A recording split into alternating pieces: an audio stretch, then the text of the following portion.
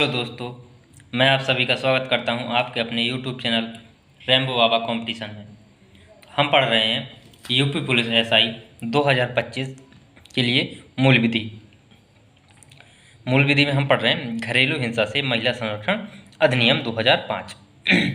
इसकी हम कुछ धाराएँ पढ़ चुके थे। कहाँ तक पढ़ चुके थे? धारा 20 तक हम पढ़ चुके थे, जिसमें क्या था, जो धनी अनुतोष से संबंधित थी कि जो वो व्यथित व्यक्ति है वो क्या कर सकता है, धनी अनुतोष की मांग कर सकता है। जिससे उस अपराधी, या उसको क्या बोलते थे, अपराधी को क्या कहते थे? अपराधी को कहते थे प्रत्यर्थी। क्या कहते थे? अपराधी को कहते थे प्रत्यर्थी। उससे क्या कर सकते थे? मांग कर सकते थे। जिसमें कोर्ट क्या करता था? कोर्ट हर्जाना लगाता था, या मजिस्ट्रेट। तो चलिए इससे आगे की धाराओं को पढ़ते हैं, देखते हैं। धारा 21 या सेक्शन 21। धारा 21 या सेक्शन 21। तो धारा 21 में क्या लिखा है?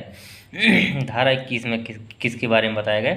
अभिरक्षा के बारे में। किसके बारे में? अभिरक्षा आदेश क्या मिल ले सकता है? जो व्यथित व्यक्ति है वो क्या कर सकता है? अभिरक्षा आदेश भी ले सकता है। अभिरक्षा आदेश भी करवा सकता है। आदेश, अभिरक्षा आदेश। अब अभिरक्षा आदेश का मतलब क्या है? अंग्रेजी में इसको क्या कहेंगे? अंग्रेजी में इसको कहेंगे कस्टडी ऑर्डर कहेंगे। क्या कहेंगे? Custody, CUSTODY, custody order, ORDER, custody order भी ले सकता है। कैसे ले सकता है? कि इसमें जो मजिस्ट्रेट क्या करेगा, इसमें यदि जो कौन है व्यथित व्यक्ति है वो मांग करेगा, तो मजिस्ट्रेट क्या करेगा इसमें अगर जो व्यथित व्यक्ति है वो क्या करता है? कस्टडी, इसमें अभिरक्षा। तो अभिरक्षा में क्या होगा कि जैसे कि जो व्यथित व्यक्ति है उसको क्या, वो जो अपराधी व्यक्ति है वो क्या करता है? उसको मारता पीटता है। ठीक है, जब मारता पीटता है तो वो क्या उसके साथ में तो रहेगी नहीं, तो क्या होगा कि वो चाहेगी कि मैं उससे अलग रहूं, ताकि ना ये मेरे साथ क्या कर रहे, अपराध ना कर पाए। अब उस स्थान पर यदि मान लीजिए उनके क्या हैं, बच्चे हैं, क्या हैं, बच्चे हैं, तो ये धारा उसी से संबंधित है। तो इसमें क्या है, इस धारा में ये उसी संबंधित है, बच्चों की कस्टडी से। तो इसमें क्या कर सकता है कोर्ट, जो मजिस्ट्रेट है वो क्या कर सकता है? बच्चों की जो कस्टडी है वो अस्थायी रूप से, क्या, जब तक उनका केस सुलट नहीं जाता तब तक क्या हो सकता है, क्या आदेश दे सकता है? वो कैसा अस्थायी रूप से क्या आदेश देगा कि जो बच्चे हैं वो क्या हो सकते हैं, वो व्यथित व्यक्ति के पास ही रहेंगे। किसके पास? व्यथित व्यक्ति के पास ही रहेंगे। और जो प्रत्यर्थी व्यक्ति है, कौन है? जो प्रत्यर्थी व्यक्ति है, जो जालिम व्यक्ति है, उसको क्या किया जा सकता है? उनसे बिल्कुल उसको रोका जा सकता है। उसको बिल्कुल रोका जा सकता है कि वो बच्चों से नहीं मिले। क्या कि उसको क्या किया जा सकता है? उस जो प्रत्यर्थी है उसको क्या किया जा सकता है? बच्चों से मिलने के लिए बिल्कुल मना किया जा सकता है कि तुम बच्चों से नहीं मिल सकते। तो इसमें क्या कहा गया है? किसमें? अभिरक्षा में। इसमें कौन? मजिस्ट्रेट क्या करेगा? मजिस्ट्रेट क्या आदेश दे सकता है इसकी मांग पर? मजिस्ट्रेट क्या करेगा? बच्चों को, या बच्चों की कस्टडी, क्या बच्चों की कस्टडी, बच्चों की कस्टडी क्या करेगा? बच्चों की कस्टडी को कैसा? अस्थायी रूप से। कैसी? अस्थायी रूप से अस्थायी रूप से क्या किया जा सकता है? अस्थायी रूप से जो व्यथित व्यक्ति है, व्यथित व्यक्ति को क्या की जा सकती है? व्यथित व्यक्ति को सौंपी जा सकती है। सौंपी जा सकती है। सौंपी जा सकती है किसको? व्यथित व्यक्ति को। और जो प्रत्यर्थी व्यक्ति है उसको क्या किया जा सकता है? उसको बच्चों से मिलने के लिए बिल्कुल भी रोका जा सकता है। प्रत्यर्थी को बच्चों से मिलने के लिए रोका जा सकता है।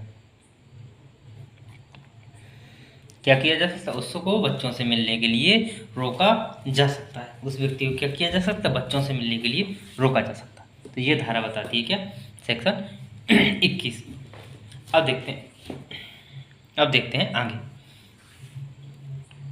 सेक्शन 22। धारा 22 क्या कहती है? देखते हैं धारा 22 में क्या कहा गया। धारा 22 में बताया गया प्रतिकर। किसके बारे में? प्रतिकर के बारे में। प्रतिकर या इसको क्या बोलेंगे? इसको क्या बोलते हैं? हर्जाना भी बोल देते हैं। क्या बोलते हैं? हर्जाना। क्या बोलते हैं? हर्जाना। अंग्रेजी में बोलेंगे कंपनसेशन बोलते हैं। क्या बोलते हैं? कंपनसेशन, TION, कंपनसेशन का आदेश, हर्जाने का आदेश। तो इसमें क्या है? हर्जाने का आदेश, कंपनसेशन ऑर्डर मिल सकता है। तो इसमें क्या करेगा? जो मजिस्ट्रेट हो, कौन देगा? मजिस्ट्रेट देगा। कौन देगा? मजिस्ट्रेट आदेश देगा। आदेश देगा किसका? हर्जाने का। किसका? हर्जाने का आदेश, या हर्जाने के लिए आदेश किसको देगा? प्रत्यर्थी व्यक्ति को। किसको? जो प्रत्यर्थी व्यक्ति है उसको क्या करेगा? आदेश देगा। क्या करेगा? उसको आदेश देगा कि तुम किसको? व्यथित व्यक्ति को क्या करो? हर्जाना दो। क्या करो? व्यथित व्यक्ति को क्या करो? हर्जाना दो। वो किस लिए देना होगा? वो जब वो पूछेगा कि मैं हर्जाना क्यों दूं, तो वो क्यों का जवाब भी देगा। हर्जाना किस लिए? अब जैसे मजिस्ट्रेट ने उसको बोला, प्रत्यर्थी व्यक्ति को, जो अपराधी व्यक्ति है, कि तुमको हर्जाना देना, तो बोलेगा कि हर्जाना किस बात का? तो बोलेगा वहाँ से आंसर क्या आएगा कि उसको क्या मानसिक, क्या भी हो सकता है? मानसिक यातना। उसको मानसिक यातना की या मानसिक तनाव दिया गया है। क्या किया? मानसिक तनाव दिया गया है। मानसिक यातना के लिए भावनात्मक कष्ट या कोई भी नुकसान। क्या है? और कोई भी अन्य कोई भी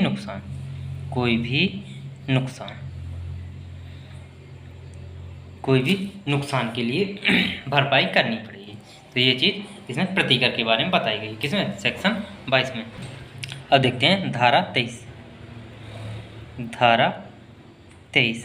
धारा 23 में क्या कहा गया है? धारा 23 कहती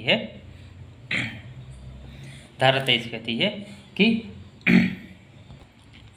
कभी कभी क्या होता है कि ऐसा टाइम होता है जिसमें क्या ज़्यादा टाइम नहीं होता हमारे पास। जैसे कभी किसी का रेप हो या कुछ ऐसी घटना घट गई हो जिसमें व्यक्ति की क्या है जान कुछ ही टाइम के लिए हो, तो उसने जो बयान दिया है उसी के अनुसार क्या किया जाएगा? निर्णय दे दिया जाएगा। तो इसी पर ये है 23। इसमें क्या है कि अंतरिम और कैसा? अंतरिम और एक पक्षी। कैसा? एक पक्षी आदेश देने की शक्ति। क्या? एक आदेश देने की शक्ति। इसमें क्या होता है? इसमें काम चलाने के लिए ये कार्य किया जाता है। किसके लिए? काम चलाने के लिए ये कार्य किया जाता है। दूसरे पक्ष की, इसमें दूसरे पक्ष को नहीं सुना जाता। क्या किया जाता? इसमें दूसरे पक्ष को नहीं सुनाया जाता और एक ही पक्ष के सुनने के बाद क्या आदेश दे दिया जाता है। तो इसमें क्या लिख सकते हैं? इसमें काम चलाने के लिए। क्या? काम चलाने के लिए कर सकते हैं। अब देखते हैं आगे इम्पोर्टेंट धारा 27। धारा कौन सी? धारा 27। धारा 27 में क्या? अधिकारिता।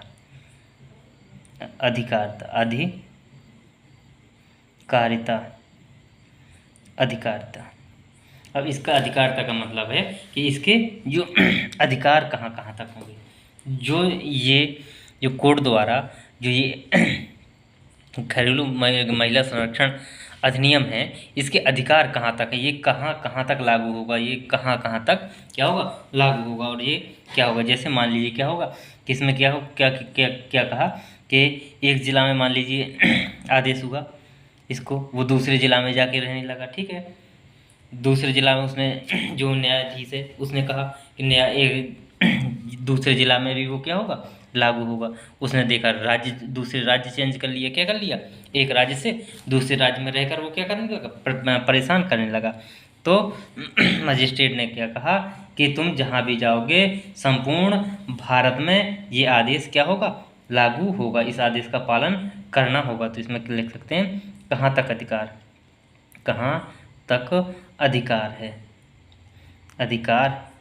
तो इसको देखते हैं, तो इसकी इसमें जो है, इसमें सुनवाई कौन करेगा इसकी, पहले देखते हैं इसकी सुनवाई कौन करता है, इसकी जो अधिकारता है इसकी सुनवाई कौन करता है, सुनवाई जब केस आता है तो इस केस की सुनवाई कौन करता है, तो सुनवाई कौन करता है, जो कौन होता है, जो प्रथम श्रेणी न्यायिक मजिस्ट्रेट, कौन, मजिस्ट्रेट। और यदि महानगर होगा, क्या होगा, महानगर होगा तो क्या, महानगर मजिस्ट्रेट, महानगर मजिस्ट्रेट, महानगर मजिस्ट्रेट क्या करेगा, सुनवाई करेगा। अब क्या है, आदेश कहाँ तक लागू होंगे, क्या आदेश, आदेश कहाँ तक लागू होंगे, आदेश कहाँ तक लागू होंगे। तो ये क्या है, इसमें कहा कि पूरे भारत में, कहाँ पे, पूरे भारत में, पूरे भारत में क्या होगा, आदेश प्रवर्तनीय होगा, क्या होगा, प्रवर्तनीय होगा, पूरे भारत में ये आदेश लागू होगा, क्या होगा, पूरे भारत में आदेश लागू होगा, ये चीज़ कही गई। अब देखते हैं आगे, अब देखते हैं आगे धारा 29, धारा 29, धारा 29 में क्या है, धारा 29 में की गई अपील, क्या है, अपील किसके बारे में, धारा 29 बताती है कि अपील कहाँ करेंगे और कितने दिनों के अंदर कर सकते हैं। यदि किसी व्यक्ति को क्या करना, अपील करना है, तो अपील कितने दिनों के अंदर और कहाँ पर की जाएगी, तो अपील कहाँ पे की जाएगी तो अपील कहाँ पे की जाएगी, तो ये कहाँ पे, सेशन न्यायालय, सेशन न्यायालय, न्यायालय, या क्या किसी क्या कहते हैं इसको, इसी को क्या बोलते हैं, सत्र न्यायालय, न्यायालय या जिला न्यायालय, जिला न्यायालय, जिला न्यायालय। अब ये कितने दिनों के अंदर, तो कितने दिनों के अंदर, कितने दिनों के अंदर, तो ये कितने दिनों के अंदर अपील की जा सकती है, 30 दिनों के अंदर, कितने, 30 दिन के अंदर, कितने दिन के अंदर, 30 दिन के अंदर अपील की जा सकती है इस मामले में, ठीक है। अब देखते हैं धारा नेक्स्ट, धारा 31, धारा कौन सी, धारा 31, धारा 31 में क्या है कि जो प्रत्यर्थी व्यक्ति है यदि वो क्या कर रहा है, आदेश को नहीं मान रहा है तो क्या होगा, तो क्या है इसमें बताया गया कि जो प्रत्यर्थी व्यक्ति है, जो अपराधी व्यक्ति है, वो क्या कर रहा है, यदि क्या कर रहा है, यदि आदेश नहीं मान रहा है, क्या कर रहा है, आदेश नहीं मान रहा है, क्या कर रहा है, आदेश नहीं मान रहा है, तो क्या होगा, तो क्या होगा, तो उसको क्या होगा, तो उसको होगा क्या, जेल, या क्या कह सकते, कारावास, कारावास, क्या होगा, कारावास कितना होगा, 1 साल का होगा, कितना होगा, 1 साल का होगा, या क्या होगा, या उसको होगा जुर्माना, या क्या होगा, जुर्माना, जो कितना होगा, जो 20,000 तक का होगा, कितना होगा, 20,000 रुपये तक का होगा, या क्या हो सकता है, या उसको दोनों की भी सज़ा मिल सकती है, कारावास और जुर्माना दोनों भी हो सकता है। तो ये बताती है धारा 31। अब देखते हैं धारा नेक्स्ट, धारा 32, धारा 32, धारा 32 में क्या है, अपराधों की जो इस अधिनियम के अनुसार जो अपराध होंगे वो किस प्रकृति के होंगे, तो अपराधों की प्रकृति। तो अपराध किस प्रकृति के होंगे? तो कितने? ये कैसे होंगे? ये कैसे होते? संज्ञेय अपराध होते हैं। संज्ञेय अपराध होते हैं। कैसे? गैर जमानती होंगे। कैसे? गैर जमानती होंगे। गैर जमानती होंगे। और क्या होंगे? समझौता विहीन होंगे। कैसे होंगे? इनमें क्या होगा? समझौता नहीं होगा। क्या होगा? समझौता नहीं होगा। क्या नहीं होगा? समझौता नहीं होगा। तो समझौता नहीं होगा तो उसको क्या कहेंगे? असमनीय कहेंगे। असमनीय होंगे। कैसे? असमनीय होंगे।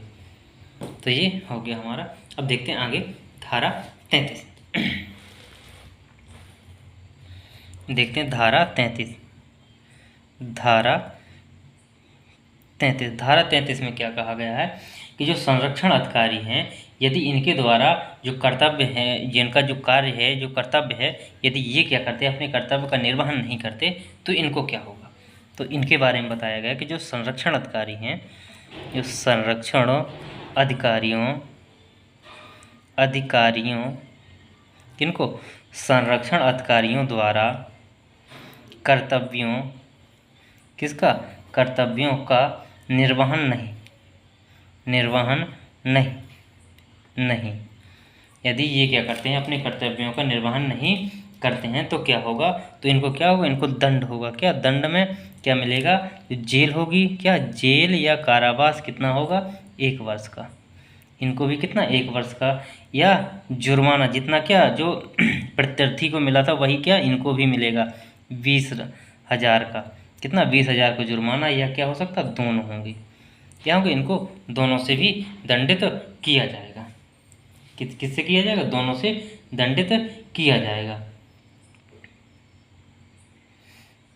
अब देखते हैं आगे धारा 34। धारा 34 क्या कहती है कि धारा 34 कहती है कि यदि क्या जो संरक्षण अधिकारी है उस पर कोई कार्यवाही करता है तो क्या होगा? कार्यवाही करने से पहले किसकी अनुमति लेनी होगी? राज्य सरकार की। अब जैसे क्या है, जो धारा 33 बताती है कि इनमें क्या है कि यदि संरक्षण अधिकारियों ने क्या किया? कर्तव्यों का निर्वहन नहीं किया। क्या किया? कर्तव्यों का निर्वहन नहीं किया। तो कर्तव्यों का निर्वहन नहीं किया तो इसकी क्या होगी? इसकी जांच होगी। जब जांच होगी तो पहले किसकी किसका आदेश या किसकी अनुमति लेनी होगी? वो राज्य सरकार की अनुमति लेनी होगी। वही इस चीज़ में बताइए कि यदि राज्य सरकार की अनुमति लेनी होगी, राज्य सरकार कहती है तो ठीक है, अगर नहीं कहती है तो उनको कुछ भी नहीं होगा। यदि ऐसा होता, राज्य सरकार की अनुमति नहीं होती तो क्या होता? उल्टे इन्हीं लोगों को जेल में हर बार डाल दिया जाता। तो लिखते हैं संरक्षण अधिकारी पर कोई भी कार्यवाही करने से पहले क्या करना होगा? राज्य सरकार। किसकी? राज्य सरकार। कौन गठन करता है? राज्य सरकार गठन करती है। तो राज्य सरकार की पूर्व अनुमति लेनी होगी। क्या करनी होगी? राज्य सरकार की पूर्व अनुमति लेनी होगी। ये धारा 34 कहती है। ये क्या है? ये धारा 34 क्या करती है? इनका संरक्षण अधिकारियों का एक तरह से बचाव करती है। अब देखते हैं धारा 37, और ये हमारी इस अध्याय की अंतिम धारा है। क्या है? अंतिम धारा है। तो धारा 37 में क्या बताया गया? केंद्र सरकार के नियम बनाने की शक्ति। इसमें क्या है? केंद्र सरकार की नियम बनाने की शक्ति। किसकी? केंद्र सरकार क्या कर सकती है? नियम बना सकती है। तो इसमें क्या है? जो केंद्र सरकार है, केंद्र सरकार क्या कर सकती है? कोई भी नियम बना सकती है। इस किसके लिए? इस अधिनियम के तहत, या इस अधिनियम के लिए यदि ये इस घरेलू हिंसा से कोई भी अपराध होता है तो उसके लिए कोई भी अधिनियम क्या कर सकती है? बना सकती है। अधिनियम कोई भी नियम बना सकती है, बना सकती है। परंतु इसमें क्या होगा, जो कभी भी, जैसे कभी कभी क्या होता है कि जो सत्र होता है नियम बना का कब बनता है, नियम बनाने के लिए क्या सत्र में, दोनों सत्रों में क्या होना चाहिए, पारित होना चाहिए, तब क्या होता है नियम बनता है। लेकिन कभी कभी क्या होता है कि सत्र उस टाइम पे नहीं चल रहा होता, तो तब भी क्या होती है, ज़रूरत पड़ जाती है नियम बनाने की। तो केंद्र सरकार क्या है कि इसमें नियम बना सकती है। लेकिन क्या होगा कि जैसे ही सत्र चलेगा, क्या होगा, जैसे ही सत्र चलेगा तो सत्र चलने पर क्या, सत्र संसद संसद सत्र चलने पर क्या, या चलते ही कितने, 30 दिन के अंदर, 30 दिन के अंदर क्या करना होगा, संसद के दोनों सदनों में क्या करना होगा, दोनों सदनों के समक्ष रखना जरूरी है, रखना जरूरी है। किसको, इस जो भी नियम बनाया है तो उसको क्या करना, रखना जरूरी है। तो ये हमारा क्या होगा, ये हमारा हो गया घरेलू हिंसा से महिला संरक्षण अधिनियम 2005, ये हमने देख लिया। अब हम क्या पढ़ेंगे, अब हम पढ़ेंगे अगला अधिनियम, अगला टॉपिक पर्यावरण संरक्षण अधिनियम 1986 को हम पढ़ रहे होंगे। तो थैंक यू दोस्तों, क्लास अच्छी लगी हो तो प्लीज़ लाइक शेयर और सब्सक्राइब जरूर करिएगा। थैंक यू दोस्तों।